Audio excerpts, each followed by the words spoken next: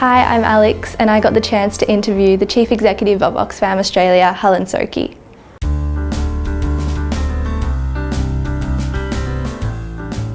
You know, I went to 5 different secondary schools in 5 years. So one of the things you learn from that type of experience is that you have to assess the lay of the land pretty quickly and work out how you can engage with groups pretty quickly. So I was never part of the cool group because I was never there long enough. But I think it gave me a bit of resilience and a bit of strength to actually feel like I didn't need to be and that perhaps I could be more my own person.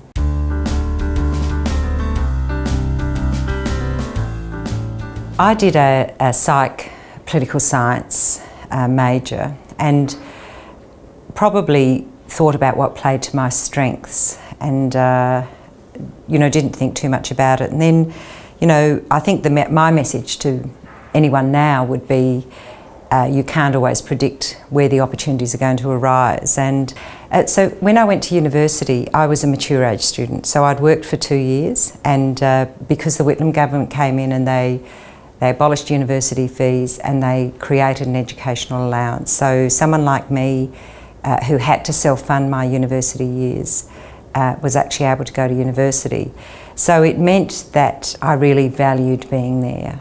And it also meant that I really wanted to do well. And I was pretty self-competitive, if you like. My parents were probably much more conservative than parents are nowadays. And at the time that I chose to go to university, my father said to me, well, that's just going to be a waste of money because all you want to do is get married and have children. And I thought, you know what, I'm going to go to university and get married and have children and I'm going to show you.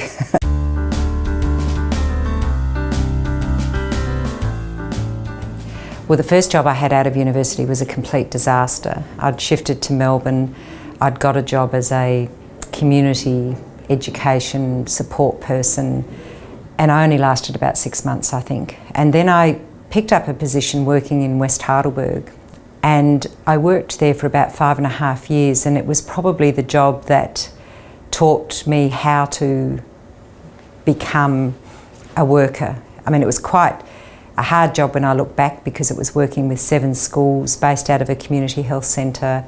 And the role was to open the schools up and to engage parents, and these were working class parents whose kids were not always doing as well as the kids that had access to a much greater level of privilege.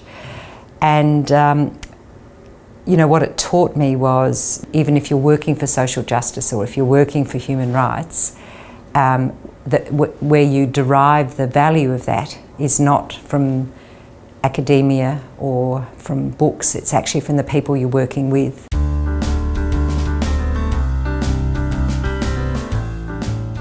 Well, I think my passion for human rights probably started more from a social justice perspective. I'm the daughter of a refugee. My father's own story was where he had a successful business and then he got caught in the credit squeeze in the 1960s. And had to go back to work as a fitter and turner. So we were back in the what were called the Housing Commission houses in Tassie, and experience being the poor kids on the block. And then I think really, I was, I suppose, a child of the Whitlam years, and really developed a sense that some people had much greater access to opportunity than others. And that was probably my period of politicization where I thought, it's possible for me to do more and it's possible for me to contribute more.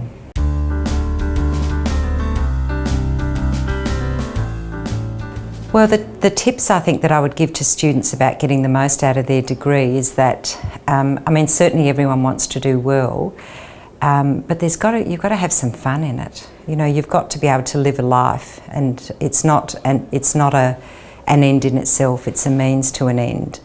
And so the degree is important, but the experience along the way is also part of what makes you the person you are today. And as someone who employs lots of people, I can say that the formal qualification is something that's important when I'm looking at applicants, but it's the kind of lived experience and how they present, and what level of emotional intelligence they demonstrate, and what other things they've done with their lives that really matter. And particularly at an organisation like Oxfam, where we have so many extroverted, passionate activists, so I would say that the tips about the degree are certainly do the best you can, get it done, don't defer, don't drag it out, but also live life along the way, and make sure you develop in all sorts of other ways in whatever you choose to do.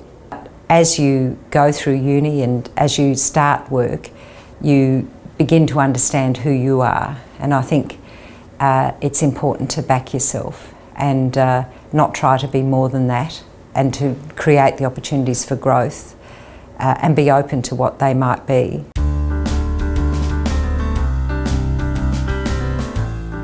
It is hard to work out where you go afterwards when you have a generalist degree. It's much harder than when I graduated with a very general degree.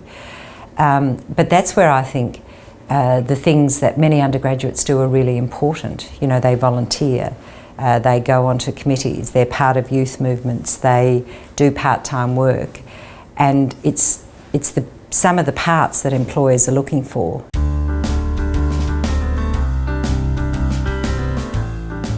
There is a comfort in having an academic degree. There are certainly skills such as research and communication and writing and interaction that you learn along the way. But ultimately it's life's experience that builds you, and it's putting that to the test and not assuming that you can always get to where you want to go immediately, and that sometimes you have to go a zigzag path. And sometimes it's about having that as your safety net because you've got the qualification, but realising that unexpected things might take you on unexpected journeys, and sometimes being open to that.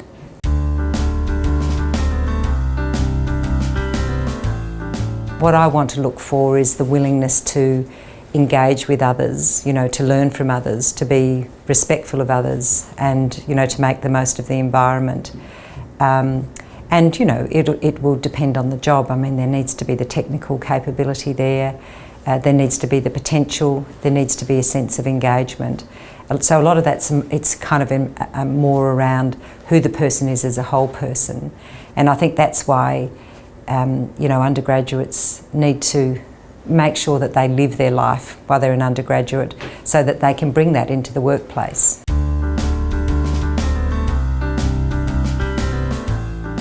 Well, when I went to the Victorian Human Rights Commission, it was a terrific job, and I think I learnt a lot. I now work as the Chief Executive of Oxfam in Australia, and we have a huge scope.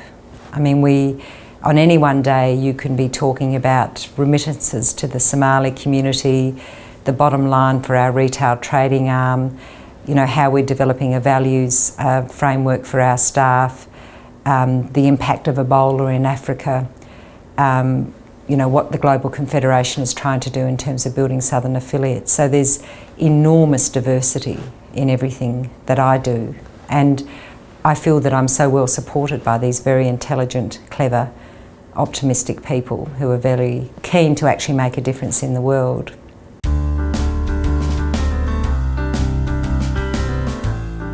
Gosh, it's very hard to give advice about how people might get into a position like this.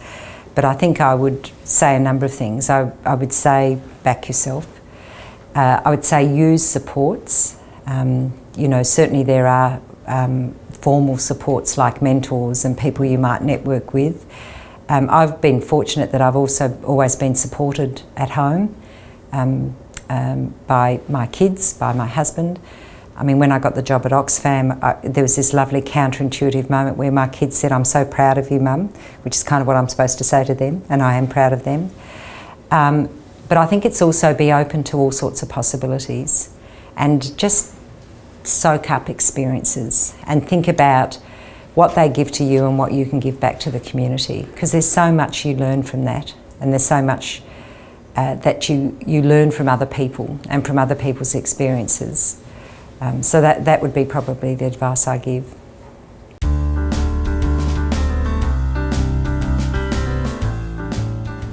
I'm not sure that I would change anything about my career journey. It's been very eclectic, and there's never been a point in my career that has been planned in perhaps the way that it's done now.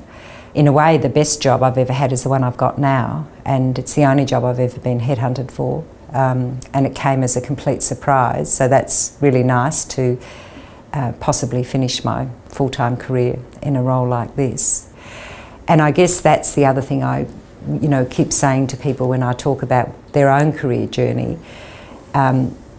Sometimes you have to go a different path, and it will open up all sorts of other opportunities, and you need to be open to that, and just don't be rigid about only going in one direction.